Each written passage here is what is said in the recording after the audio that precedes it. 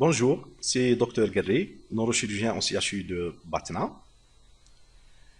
À la suite de nos cours destinés pour les troncs communs, module anatomie et physiologie humaine, dans l'Institut national de formation supérieure paramédicale de Batna, année pédagogique 2020-2021. Aujourd'hui, je vais vous présenter un cours sur le système nerveux. On commence par des généralités. Le système nerveux est un complexe formé par un ensemble des organes de sens, les nerfs, que ce soit crânien ou rachidien, le cerveau et la moelle épinière. Ce système est composé de milliards de cellules nerveuses, appelées neurones. Donc, la cellule qui constitue le système nerveux, appelé neurone, relie entre elles et forme un immense réseau de communication entre les différentes parties de notre organisme et nous permet d'interagir avec notre environnement.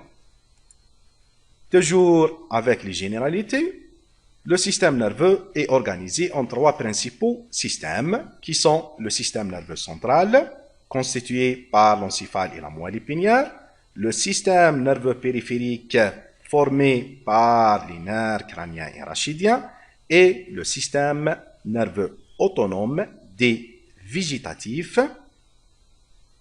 constitué par le système sympathique et parasympathique. Deuxièmement, pour l'histologie, les neurones, c'est quoi un neurone? C'est la cellule de base du tissu nerveux et du système nerveux. Elles sont spécialisées dans, premièrement, le traitement de l'information et, deuxièmement, sa transmission. Ce sont des cellules qui ne se divisent pas, c'est-à-dire lorsqu'il y a une atteinte du système nerveux, cette atteinte est irréversible. Irréversible, pourquoi? Puisque les neurones ne se divisent jamais. La composition du neurone, le neurone type est composé d'un corps cellulaire, ici, on voit le corps cellulaire au centre, et à la périphérie des dendrites, avec un prolongement, ou bien une tige, appelée axone. Cet axone va être entouré d'une gaine de myéline et destiné pour innerver un muscle, par exemple. Voilà. On commence par le corps cellulaire, ou bien la substance grise du neurone. C'est le centre vital de la cellule et contient un noyau au centre, un cytoplasme à la périphérie, ici, avec des milliers d'organites. La dimension est très variable, de 5 à 120 micromètres.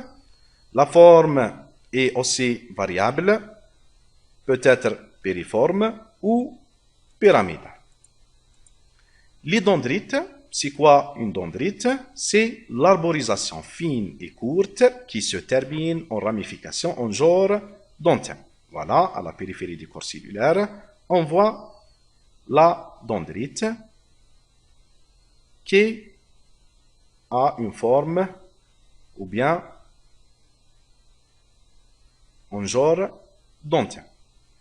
Leur nombre varie selon les cellules. En plusieurs dendrites, c'est notre cas ici, ou bien une seule dendrite. À leur surface, des milliers d'épines qui bourgeonnent, ici, des milliers d'épines qui bourgeonnent, et c'est le lieu de réception de l'afflux nerveux. Donc, le lieu de réception de signal nerveux se fait ici au niveau des dendrites. L'axone ou cylindre-axe se présente sous forme d'une tige allongée, ici, une tige allongée, de surface lisse et de calibre variable. chaque cellule ou bien chaque neurone a un seul axone. Un seul axone, pas comme les dendrites. Sa longueur est variable de quelques millimètres dans l'encéphale jusqu'à 1 mètre dans la moelle épinière. C'est le cas du nerf sciatique. L'axone est entouré au nom d'une gaine de protection. La gaine de myéline, dite substance blanchâtre du neurone, est elle-même entourée d'une gaine ou bien d'une seconde gaine appelée la gaine de Schwann. Ces cellules sont responsables de la production de la myéline dans le système nerveux périphérique, c'est-à-dire la formation de la myéline pour le système nerveux périphérique se fait au niveau des gaines de myéline. Voilà un schéma qui nous montre un neurone avec corps cellulaire, ici, des dendrites à la périphérie du corps cellulaire et un prolongement appelé l'axone avec une petite portion agrandie de l'axone contient un nerf au centre et entouré d'une gaine de myéline et gaine de Schwann. Il se termine par une arborisation terminale. Voilà. Et chaque extrémité de cette arborisation est appelée bouton terminal. Dans l'arborisation terminale, on a ce qu'on appelle les boutons terminaux. C'est le lieu de contact soit avec un autre neurone, une glande ou une fibre musculaire. La membrane de ce bouton terminal formera avec une autre neurone ou bien avec une glande, organe ou fibre musculaire une synapse. Donc, la connexion d'un neurone avec un autre appelé synapse. Le neurone peut se présenter en plusieurs aspects ou bien plusieurs morphologies. On distingue le neurone multipolaire, et c'est le neurone multipolaire avec un corps cellulaire, un axone, un seul axone toujours, et plusieurs dendrites. Le neurone bipolaire possède un corps cellulaire avec une seule dendrite et un seul axone toujours. C'est le cas de la rétine et l'oreille. Le neurone unipolaire, ici, possède un seul corps cellulaire avec un seul axone. Le neurone pseudo-unipolaire possède un corps cellulaire avec un seul prolongement qui va nous donner dans le même axe une dendrite et un axone. Voilà, on passe au système nerveux central ou névraxe. Il comprend l'encéphale, tout ça c'est l'encéphale, formé par le cerveau, le cervelet et le bulbe rachidien. Ce bulbe rachidien se prolonge par la moelle épinière. Elle est logée dans la cavité crânienne, c'est-à-dire le système nerveux central, logé ici l'encéphale dans le crâne et la moelle épinière dans le canal rachidien ou la colonne vertébrale. Elle est protégée et nourrie par les méninges et le liquide céphalo-rachidien.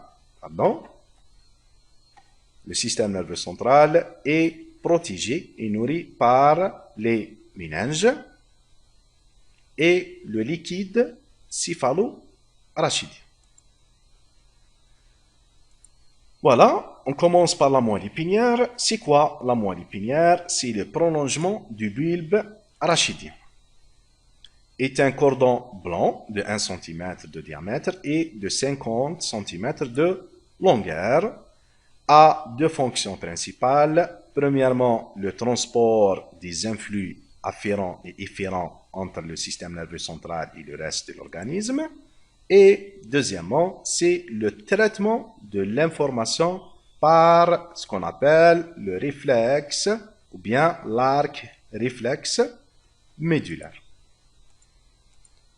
Anatomophysiologie de la moelle épinière. La moelle épinière s'étend du trou occipital, ici, jusqu'à l'espace compris entre L1 et L2. Se termine par le filon terminal, ici, et les racines de la queue de cheval, avec deux renflements, le renflement cervical et le renflement lombaire. Voilà, le filon terminal est un filament fibreux issu des méninges et s'étend jusqu'au coccyx. Elle compte 31 paires des nerfs rachidiens qui énervent le corps. Ici, dans chaque espace intervertébral, c'est-à-dire entre deux vertèbres, ici, sortent une racine ou bien un nerf rachidien de part et d'autre, droit et gauche, au nombre de 31, de C1, C2, C3, C4, C5, jusqu'au coccyx. Ici. La moelle épinière présente deux renflements, un cervical destiné pour les membres supérieurs formant le plexus brachial et lombaire d'où partent les nerfs des membres inférieurs formant le plexus lombosacré destiné pour les membres inférieurs et l'appareil génital. Elle a une forme quelque peu aplatie et présente deux sillons. Donc, la moelle épinière présente deux sillons. En avant, il y a le sillon médian antérieur et en arrière, c'est le sillon médian postérieur. La composition de la moelle épinière, la moelle est composée de deux substances, blanches et substances grises. La substance blanche contient les prolongements myélinisés des neurones et elle entoure complètement la substance grise qui faisant des limites en trois portions, appelées les cordons. On a un cordon postérieur, latéral et antérieur. Ici, on voit la substance blanche à la périphérie avec la substance grise au centre. Ici, ce point, c'est le canal de l'épendyme. Voilà, on voit ici en avant le cordon antérieur, la substance blanche, le cordon latéral et le cordon postérieur en arrière. La substance grise de la moelle épinière contient les corps cellulaires et elle a grossièrement la forme d'un H. Voilà, une forme de H. Le pan latéral se nommant commissure grise, creusé d'un fin canal au centre, appelé le canal de l'épendyme. Les barres verticales du H se divisent en paires de cornes postérieures et antérieures. Ici, c'est la corne antérieure de la substance grise, la corne latérale et la corne postérieure. Les cornes postérieures contiennent les neurones sensitifs des nerfs rachidiens, c'est-à-dire lorsqu'il y a une atteinte de la corne postérieure, ici, le déficit est sensitif. Les cornes antérieures contiennent les neurones moteurs dont les axones forment les nerfs rachidiens.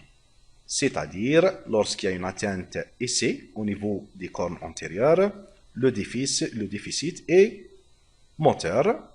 Et les cornes latérales de la substance grise contiennent les motoneurones viscéraux destinés pour les viscères. L'arc réflexe se décompose en 5 séquences. On a un récepteur qui reçoit l'information, il est souvent nociceptif, un neurone sensitif et un neurone moteur avec une connexion ou plusieurs connexions entre les deux neurones appelée synapse. Et l'information va être transmise à un effecteur qui est souvent le muscle squelettique ou la plaque motrice. Alors, le système nerveux central est informé. Voilà, on a terminé avec la moelle épinière. Deuxièmement, l'encéphale. L'encéphale représente toute la partie du système nerveux située dans la boîte crânienne et d'un poids d'environ 1600 grammes. C'est-à-dire, l'encéphale, c'est quoi? C'est le cerveau, et c'est un mot, le cervelet et le tronc cérébral. Subdivisé en 3 parties qui sont le cerveau, le tronc cérébral et le cervelet. On commence par le cerveau, représente la majeure partie de l'encéphale et pèse environ 1200 grammes, composé par les hémisphères cérébraux, droit et gauche, et contient, premièrement, les ventricules. On voit ici en bleu les ventricules. Ça, c'est le ventricule latéral. On a 2 ventricules latéraux. Ça, c'est le ventricule latéral. Ça, c'est le 3e ventricule qui communique avec le ventricule latéral par le trou de Monro. Ici, le trou de Monro. Et le 4e ventricule qui est compris entre le cervelet en arrière et le tronc cérébral en avant. Ce 4e ventricule communique avec le 3e ventricule par un canal appelé l'aqueduc de Sylvius. Le ventricule latéral est constitué par une corne frontale en avant, le carrefour ventriculaire, une corne occipitale en arrière et une corne temporale latérale. Le 4e ventricule est percé de 2 orifices appelés l'orifice ou bien le trou de Luschka et le trou de Majondé. Et l'ensemble, bien le vicati percé de 2 orifices, reliant ainsi l'ensemble à la cavité thoracoïdienne, entourant l'encéphale et la moelle épinière, remplie de LCR, bien de liquide céphalo-rachidien. Le cortex, ici, c'est le marron à la périphérie du parenchyme cérébral. Épaisseur de 2 à 4 mm est constitué principalement de neurones. La substance blanche, c'est ça, en blanc, la substance blanche, ici, c'est la région sous-corticale, c'est-à-dire au-dessous du cortex, et permet l'échange de l'information entre les aires corticales et les centres sous-corticaux du noyau ou bien du système nerveux central, et d'un centre composé de noyaux de substances grises appelés les noyaux gris centraux. Ici, c'est les noyaux gris centraux représentés essentiellement par le noyau codé et le noyau lenticulaire. La fissure longitudinale qui sépare les 2 hémisphères, appelée la foue du cerveau. Ici, c'est la foue du cerveau, elle est longitudinale ou bien verticale, sépare les 2 hémisphères, l'hémisphère gauche et l'hémisphère cérébral, droit avec une autre fissure transverse, ici, permettant de séparer le cortex ou bien le cerveau en haut du cervelet en bas, appelé l'attente du cervelet. C'est quoi la faute du cerveau et l'attente du cervelet? C'est juste un dédoublement de la durmère. La surface des hémisphères est irrégulière. Comme vous voyez ici, elle est irrégulière et avec des sillons qui les partagent en lobes. On a ici les grands sillons permettant de diviser le cerveau en plusieurs lobes. Le lobe frontal en avant, pariétal en haut, temporal latéralement et occipital en arrière. Avec des petits sillons ici dans chaque lobe permettant de délimiter ce qu'on appelle les circonvolutions. Ici, c'est la circonvolution. Deuxièmement, le diencéphale, représenté par le thalamus, l'hypothalamus et l'épithalamus. Le thalamus joue un rôle dans la sensibilité et la motricité. L'hypothalamus, c'est le principal centre de régulation des fonctions physiologiques, telles que la température corporelle, la faim, les apports hydriques, le cycle veille-sommeil et surtout le fonctionnement du système endocrinien.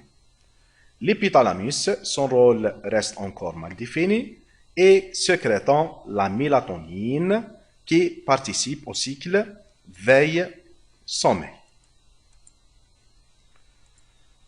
Voilà, on a terminé avec le cerveau. Deuxièmement, c'est le tronc cérébral. Et c'est le tronc cérébral. Tout ça, c'est le tronc cérébral avec trois parties. La partie haute, appelée les pédoncules cérébraux, ou bien le mésencéphale. La partie moyenne, c'est le pont ou bien la protubérance. Et la partie inférieure, appelée le bulbe arachidien. Voilà. Le tronc cérébral a plusieurs fonctions. Il représente le siège des noyaux des nerfs crâniens. Il a une fonction végétative. C'est le centre de la respiration, de la régulation du battement cardiaque, l'atout, les vomissements, la salivation et la déglutition. Il a une autre fonction motrice qui va nous permettre de maintenir la position antigravitaire et à la participation à la régulation du tonus musculaire. Troisièmement, le cervelet, c'est cette structure située au-dessous du cerveau et en arrière du tronc cérébral. Composé de deux hémisphères cérébelleux de chaque côté et au centre une formation appelée, ou bien une structure médiane appelée le vermis. Le rôle du cervelet, c'est l'équilibre et la coordination des mouvements. La protection de l'encéphale, elle se fait par les méninges et le liquide céphalo-arachidien. Les méninges, on a trois types de méninges.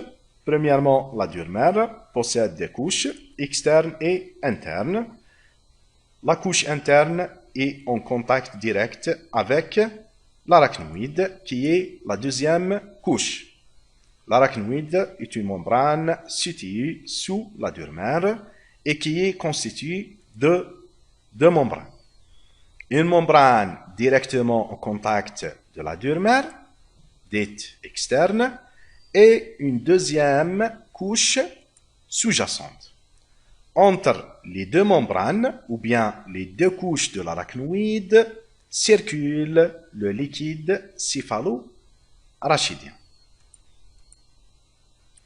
La primaire, c'est la méninge la plus profonde et tapisse intimement le tissu cérébral, c'est-à-dire elle est en contact direct du cerveau.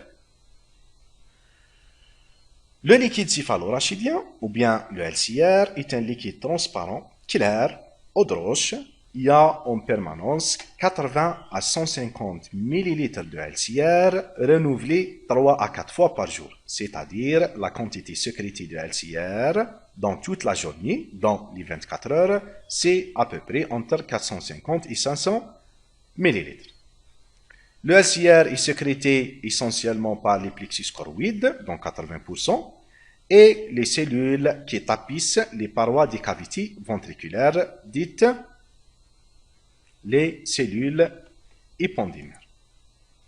Le LCR est principalement un coussin aqueux ayant pour fonction d'amortir les chocs de par sa propre inertie, mais également de soutenir l'encéphale qui flotte, c'est-à-dire un rôle mécanique. Il contribue également à l'apport nutritionnel, c'est le rôle de nutrition. La composition du LCR est semblable à celle du plasma sanguin, 98% de l'eau, des protéines, des sels minéraux et des sucres. Voilà, on a terminé avec le système nerveux central. Deuxièmement, c'est le système nerveux périphérique qui est composé d'un nerf rachidien qui sortent de la moelle épinière et des nerfs crâniens qui naissent des noyaux du tronc cérébral et sont destinés à la face et le cou. On commence par les nerfs rachidiens au nombre de 31 paires, dont 8 cervicales, et c'est de C1 jusqu'à C8, 12 dorsales de T1 ou bien D1 jusqu'à T12, 5 lombaires de L1 jusqu'à L5 et 5 sacrés de S1 jusqu'à S5 et une paire coccygienne. À différents niveaux, plusieurs paires s'anastomosent ensemble pour former les plexus, qui donnent les troncs nerveux du corps. On a le plexus cervical, formé des 4 premiers nerfs cervicaux. Le plexus brachial, formé des racines de C5 à C8 et D1 et C. Le plexus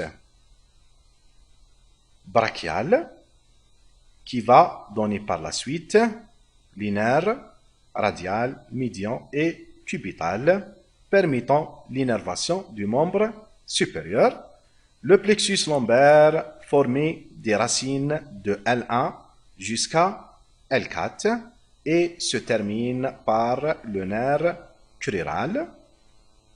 Le plexus sacré, formé des racines de L5 jusqu'à S3 et se termine par le nerf sciatique.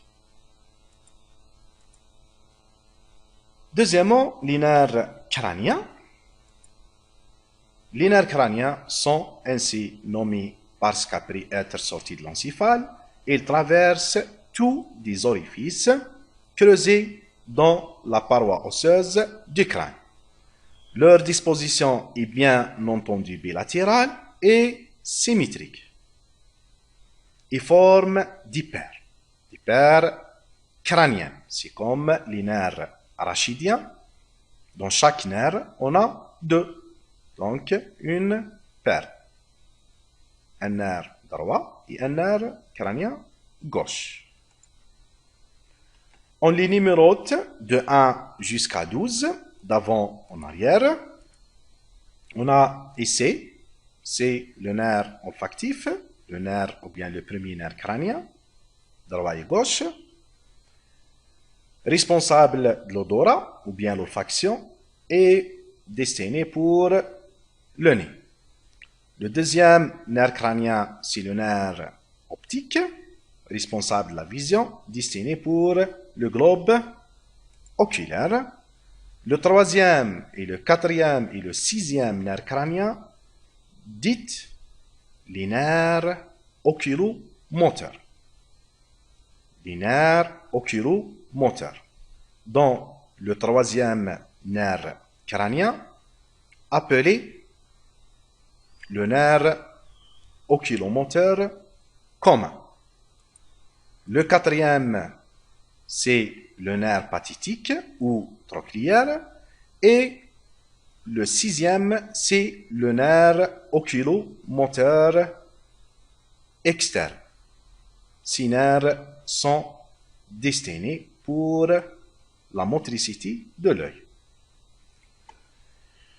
Le cinquième nerf crânien, appelé le nerf trijumeau, avec 3 branches, le nerf ophtalmique, le nerf maxillaire et le nerf mandibulaire, destiné pour le visage. C'est un nerf mixte avec une branche sensitive et motrice. Voilà. Le septième nerf crânien, c'est le nerf facial. Le nerf facial. Ici, c'est le nerf facial responsable de la motricité faciale. Il est associé à un nerf sensitif appelé le septième bis, ou bien le nerf intermédiaire de Rysberg. C'est un nerf sensitif. Il est responsable de la sensibilité de la face. Voilà. Le huitième nerf crânien, c'est le nerf cochléo-vestibulaire, destiné pour l'audition. Le septième bis et le huitième nerf crânien forment un paquet appelé le paquet acoustico-facial, qui se dirige latéralement de chaque côté pour gagner le conduit auditif interne. C'est ça le paquet acoustico-facial. Le 9e, le 10e et le 11e nerf crânien sont des nerfs mixtes, dont le 9e appelé le glossopharyngien. Le 10e nerf crânien, c'est le nerf pneumogastrique. Et le 11e, c'est le nerf spinal. Ici, c'est le nerf spinal. Et le dernier nerf crânien, c'est le nerf grand hypoglosse, destiné pour la motricité de la langue. Voilà, on a terminé avec le système nerveux périphérique. Maintenant, c'est le système nerveux autonome ou bien végétatif. Il faut connaître que même au repos, l'organisme s'auto-régule grâce à un système, c'est le système nerveux autonome qui dévolue cette tâche de régulation sans que ces modifications ne franchissent le seuil de la conscience. C'est-à-dire, c'est un système inconscient ou bien involontaire, permettant, par exemple, la modification de la pression artérielle, la fréquence cardio-respiratoire et le contrôle de la digestion ne sont que quelques de ces nombreuses tâches.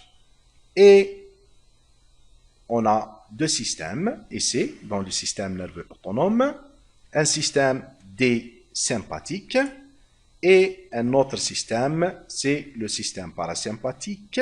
C'est un antagoniste du système sympathique. Merci pour votre attention.